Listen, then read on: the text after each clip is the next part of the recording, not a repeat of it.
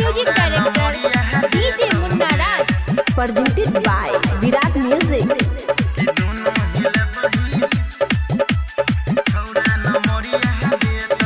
DJ पर लही के गोरिया हिल लही मई के कमरिया।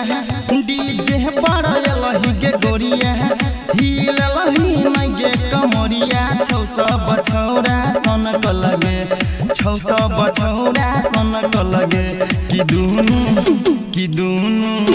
कि दुनु हिल बही जखन के गोरिया छौरा नमरिया देतौगे।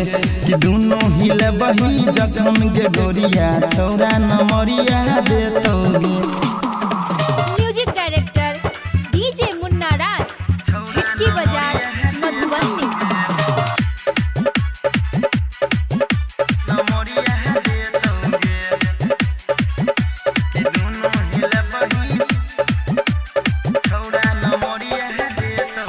मन पसंद के गाना बजल कई छौड़ा डीजे वाला।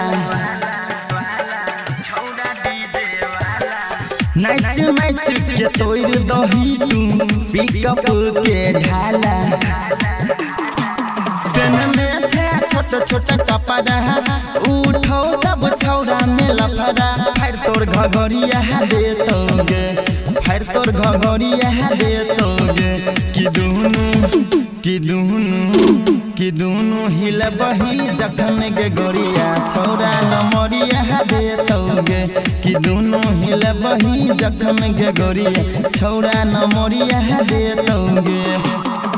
म्यूजिक डायरेक्टर डीजे मुन्ना राज, झटकी बाजार मधुबनी।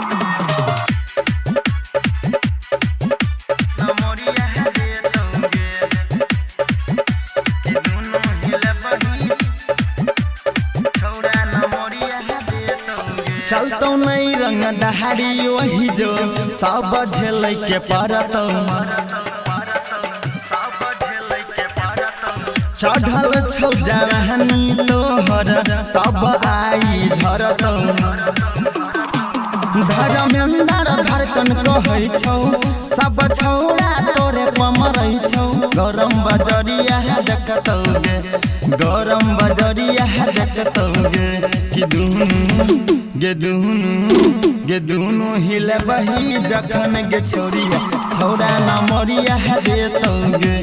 कि दुनु हिल बही जखन के छोरिया छौड़ा नमरिया देतौगे।